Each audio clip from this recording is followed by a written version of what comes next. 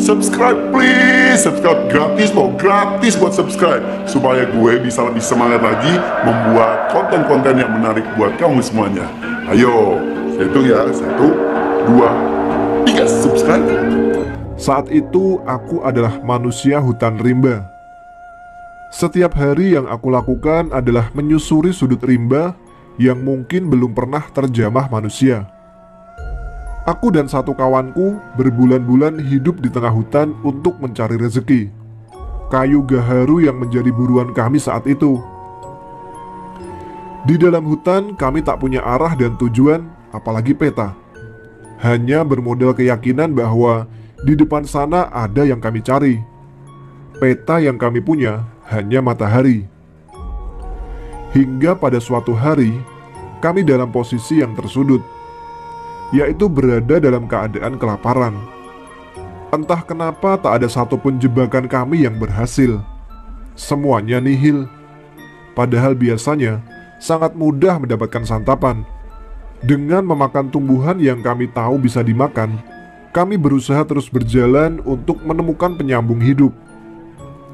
Sampai langkah kaki membawa kami ke depan sebuah gua.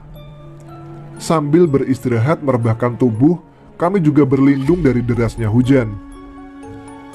Beberapa saat beristirahat, kami sadar tidak mungkin hujan ini akan segera reda. Kami mengumpulkan daun-daun yang berada pada ranting paling bawah karena tidak basah. Karena yang atas basah untuk ditata dijadikan alas tidur dan mencari kayu-kayu kering yang berada di dalam mulut gua. Lalu kami menyapu daun-daun kering yang berserakan di dalam gua menggunakan ranting untuk dikumpulkan, kemudian dibakar menjadi api sebagai penghangat tubuh. Aku menampung air hujan dalam kain yang aku bawa untuk dipanaskan bersama kulit secang. Lumayan untuk sekedar menunda lapar. Aku dan temanku menikmati wedang secang dengan rokok kretek jeruk sambil menghangatkan tubuh di depan api. Sampai kami terlelap ketiduran dalam kondisi perut melilit lapar. Kurang tahu seberapa lama kami tidur. Seingatku, kami terbangun dengan kondisi di luar gua sudah sangat gelap. Aku merasakan tubuhku seperti tak lagi ditopang oleh tulang-tulang. Lemas, lemah, bahkan hanya sekedar untuk duduk kami tak mampu. Aku mendengar dengan sangat jelas dan melihat dengan visual yang nyata di luar sana, riuh suara orang berbincang dan mondar-mandir orang beraktivitas. Ini rasanya nggak mungkin. Meskipun dalam keadaan kelaparan, otakku masih sehat menalar. Ini hutan belantara. Jarak ke pemukiman masih 1 hari 1 malam perjalanan. Tapi ini juga bukan halusinasi. Dan aku juga tidak tidur. Aku melihat ke sebuah batu besar dekat dengan pohon. Ada anak kecil yang sedang duduk bersandar di batu. Rasanya ingin sekali aku berteriak. Aku teringat anakku di kampung. Aku berusaha berdiri dan berlari, tapi itu hanya sebatas angan-angan. Karena sebenarnya 1 sentimeter pun aku tak beranjak dari tempatku berbaring. Perasaan dan emosi yang mengunggah jiwaku saat itu karena aku melihat di atas batu tempat anak itu duduk, ada seekor harimau yang sedang menjilat-jilat cakarnya. Melihat aku yang tak mampu berbuat apa-apa, anak itu beranjak dan berjalan yang sepertinya menuju ke arahku. Di situ perasaanku sangat kacau. Aku mengkhawatirkan keselamatan anak itu, tapi hanya bisa diam karena aku sendiri berpikir tidak lama lagi juga akan mati kelaparan. Setelah anak itu berjalan melewati kerumunan, entah orang apa bukan, tapi harimau itu malah berjalan di sampingnya dengan bercanda seperti kucing dengan majikannya. Di situ aku berpikir, yang aku lihat semua itu adalah bangsa siluman. Semakin lama anak itu semakin mendekat ke arahku dan berbicara dengan bahasa Jawa. "Mas, makan dulu yuk." sambil mengeluarkan bungkusan daun pisang dari dalam kantong plastik. Aku bawa bekal dari rumah. Memang tidak banyak, tapi cukup. Anak itu membuka bungkusan daun pisang yang isinya ketan merah dan parutan kelapa. Dari bahasanya aku tahu dia adalah satu suku denganku. Lalu aku membangunkan temanku untuk ikut makan. Sempat aku merasa kasihan dengan anak ini. Logikanya, ketan yang dibawa sekali telan untuk porsiku. Apalagi aku yang dalam keadaan kelaparan. Sempat aku merasa emosi. Bayangkan, dia hanya memberi secomot saja. Aku lalu memasukkan ke mulut, mengunyah, lalu aku menelannya. Jelas-jelas aku menelan semua yang hanya secomot itu. Tapi setelah aku menelan, di dalam rongga mulut masih ada ketan lagi. Begitu seterusnya, berulang kali sampai perutku terasa kenyang sekali. Tahu kan? Sangat kenyang. Warak lah. Banget. Lalu kami diberi minum dari toples anak SD yang bergambar Batman. Ku minum seteguk saja, dahagaku sudah terobati. Aku dan temanku saling tatap. Apakah ini nyata? Kami hanya diam. Yang sebenarnya kami takut. Jangan-jangan anak ini bukan manusia. Kami sudah tidak peduli bangsa apa anak ini, yang penting kami bisa bertahan hidup. Lalu anak itu bertanya, "Gimana mas? Sudah merasa tenaganya pulih?" "Sudah dek," jawabku. Anak itu kembali berkata, "Mencari rezeki itu yang sekiranya jelas saja mas. Jangan berharap sekali kayu dapat yang besar. Kami ingin merubah hidup dek, bukan untuk hanya supaya seperti manusia lumrah pada umumnya," jawabku. "Yakin cuman itu?" ucapnya sambil tertawa mengejek. Mungkin dia tahu yang mendasari sampai kami rela berada di dalam hutan seperti ini. "Mau yang seperti di belakangmu itu mas," kata anak itu. Kami lalu menoleh ke belakang. Dan alangkah terkejutnya kami.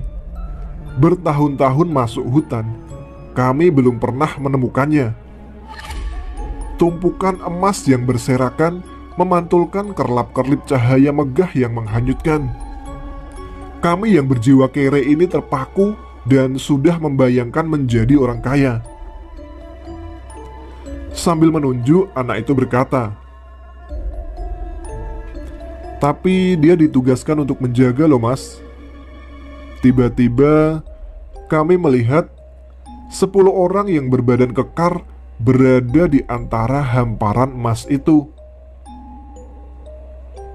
Aku berpikir, kapan orang-orang itu datang? Sebenarnya banyak hal yang kami tanyakan waktu di dalam gua. Emas itu milik siapa? Berada di alam apa? Bagaimana mulanya orang-orang itu menjadi penjaganya? Dan lain-lain.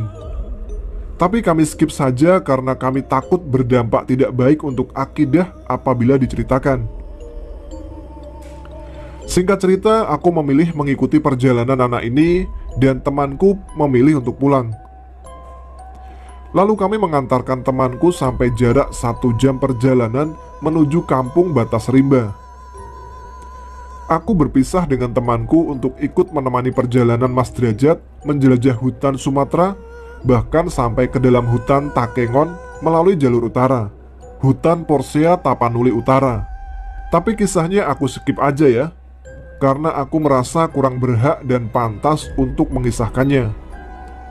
Kembali ke hutan semula, Mas Derajat berkata, "Pulanglah mas, di sini bukan takdirmu. Kasihan anak dan istrimu." Lalu aku menjawab, "Aku akan pulang kalau sudah mempunyai modal untuk membangun rumah." Senyum Mas Derajat itu yang selalu aku ingat. Dia berkata, "Ayo, ikut aku." Kami berjalan lagi menyusuri belantara hutan. Sepanjang perjalanan, banyak sekali aku bertanya, hingga aku melupakan tujuanku ke hutan untuk apa. Kami melewati belik yang dipakai oleh suku tertentu untuk menyemai bulu burung perindu. Dunta danti terbang kumang. Orang kerdil yang tanpa luka melewati rimbunnya tumbuhan rotan sampai kampung bunian. Banyak sekali hal yang dikenalkan kepadaku saat itu, tapi tak banyak yang aku simpan di otakku, kecuali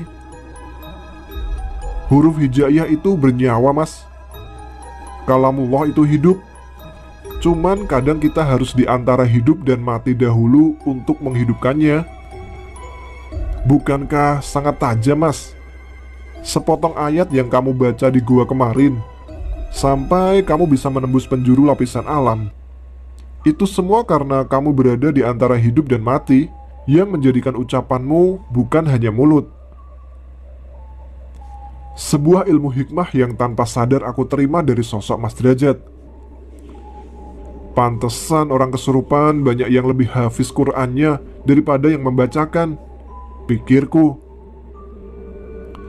Percakapan kami berhenti setelah Mas Derajat menunjukkan ke sebuah tanah tandus. Lalu dia berkata, "Itu, Mas, bisa kamu gunakan untuk pulang dan mewujudkan keinginanmu membangun rumah. Yang pinggir gendut pendek ya, Mas?" Dengan sedikit ragu, aku mengeluarkan peralatan tempurku dan melakukan pergulatan dengan kayu gendut pendek itu. Aku membatin, kayu yang besar-besar saja nihil, apalagi yang seperti ini.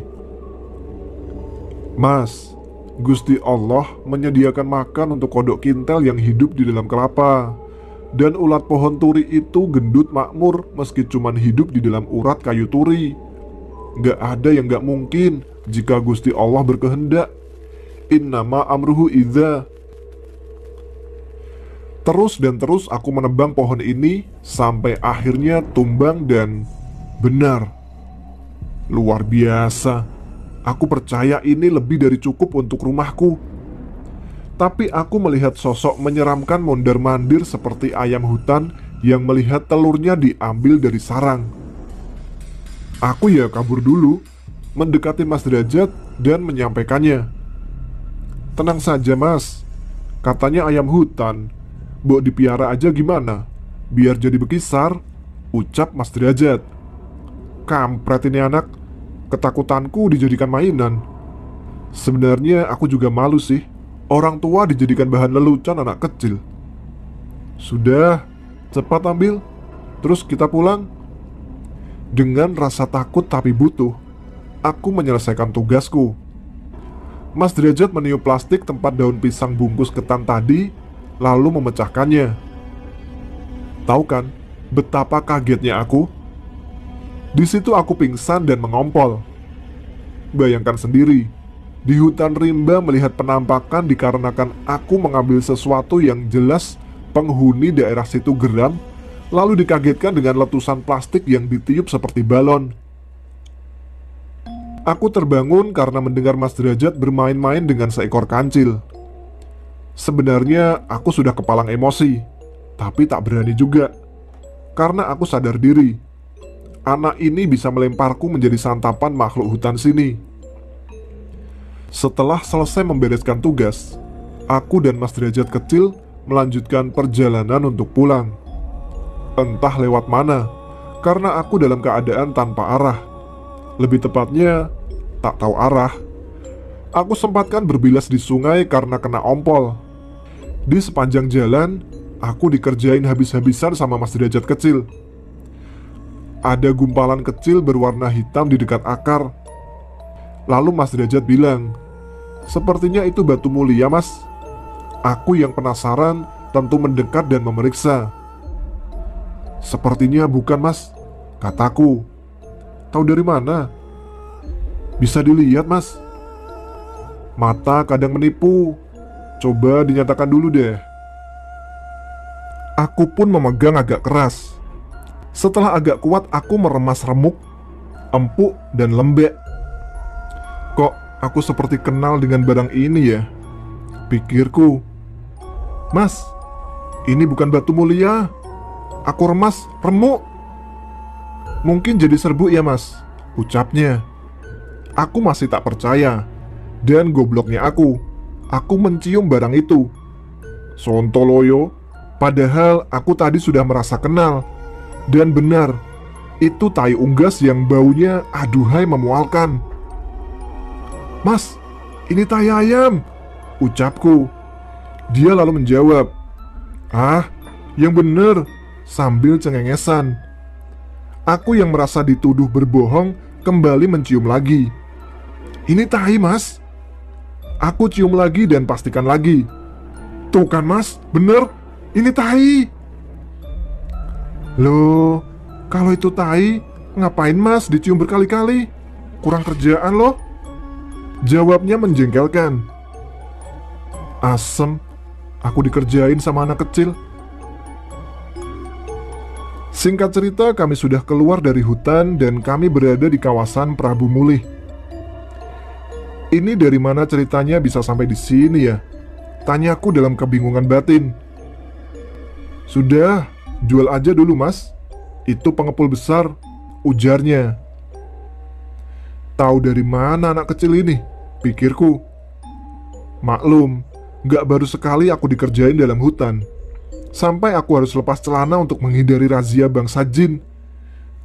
Dia bilang, anak jin itu lahirnya hari Senin sore, Selasa udah merokok. Bahasa yang entah tololnya aku atau bagaimana. Setelah sukses membuatku buka celana berjam-jam, dia baru bilang, Senin bayi lahir, Mbah Loso sudah merokok. Ya begitulah. Setelah aku menjual gaharuku, alangkah bersyukurnya aku. Ini jelas lebih dari cukup untuk sebuah rumah di kampung. Kami lanjut berjalan untuk pulang. Mas Derajat memintaku untuk membelikan ikan besar di daerah Pelaju Kertapati. Yang tahu daerah itu pasti tahulah kondisinya saat itu. Aku menuruti karena ini uang juga dari dia. Di kedai ikan kami jajan. Penjualnya sangat cantik. Palembang mirip Cina kan? Tapi kebahagiaanku saat itu berubah menjadi mencekam. Kembali Mas Derajat membuka masalah. Dia mengerjai mbak-mbak cantik itu. Mbak, ini ikan kapan ya? Sambil logatnya seperti gimana gitu. Sontak saja mbak itu menjawab, ini ikan segar, baru saja diambil. Ah, bohong sih mbak nih. Bener adik, ini baru banget. Perdebatan yang panjang yang jelas daerah ini gimana. Orang-orang berkumpul dan nimbrung, preman-preman juga. Lalu Mas Derajat kecil berkata, tadi aku tanya, ini ikan sudah dari kapan? Si kakak bilang baru saja. Gak mungkin kan kalau baru. Ikan ini kalau baru aja pasti cuman seukuran kurang dari teri kan? Suasana tegang berubah menjadi tawa riuh. Ah, kau nih bengak nian. Orang-orang mengatai mbak cantik ini. Preman di situ diajak berbincang sama Mas Derajat. Paham kan? Ngerinya aku kalau aku ditujahnya. Aku yang tua ini pasti dikira bapaknya. Benar saja. Ini preman malah nganter kita sampai ke terminal. Ternyata preman itu orang Jawa, bos. Singkat cerita kami berpisah. Mas Derajat pulang lewat atas, aku di bawah saja. Selain irit, maklum, aku ngeri kalau lewat atas. Sesampainya di rumah, aku memeluk anak dan istriku, lalu mempersiapkan untuk bangun rumah. Bayangkan bahagianya anak istriku. Esok hari aku ke rumah Mas Derajat. Tapi aku bukan cari Mas Derajat, tapi mencari bapaknya Mas Derajat untuk meminta doa restu. Aku tergeletak, terengah-engah sesak nafas, melihat anak kecil yang membantuku adalah anak sahabatku, bahkan anak pembimbingku. Setelah mendapat restu, aku bergegas pamit dan tak lupa aku pamit juga dengan Mas Derajat sambil mencium tangannya. Tapi dia menarik tangannya. Dia bilang, "Nggak mau mas, tanganmu bau tai ayam." Sempet-sempetnya ini anak membuliku, tapi aku tak berani marah setelah tahu dia siapa. Dari sinilah aku mengetahui siapa Mas Derajat sebenarnya.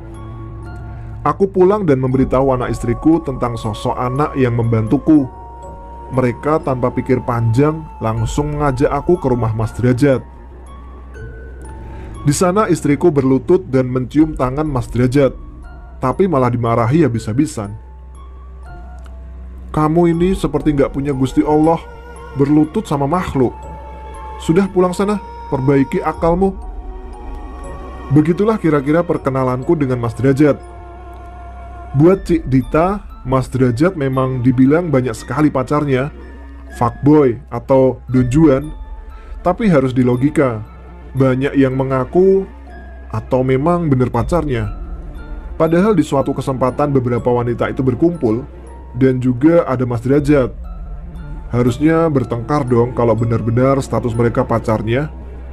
Buktinya adem-adem aja. Mereka juga sudah menjelaskan, "Aku menganggap Mas Derajat pacarku," katanya. Bedakan ya. "Oke, lanjutkan saja senammu dan belajar memasakmu. Kalau cemburu gak usah belajar, aku jamin kamu pakarnya. Semoga kalian cepet deh." Terima kasih untuk semua yang sudi mendengar obrolan soakku ini. Kalau kisah spiritual nanti saya tanyakan sama Mas Derajat dulu, boleh atau tidaknya ya. Dari 4 bulan perjalanan jalan kaki dari Pandeglang ke Situbondo lewat jalur selatan, Tenggarong sampai Nunukan dan tempat sejarah lainnya. Terima kasih, sampai di sini dulu cerita dari saya. Semoga bisa bertemu di lain kesempatan. Assalamualaikum warahmatullahi wabarakatuh.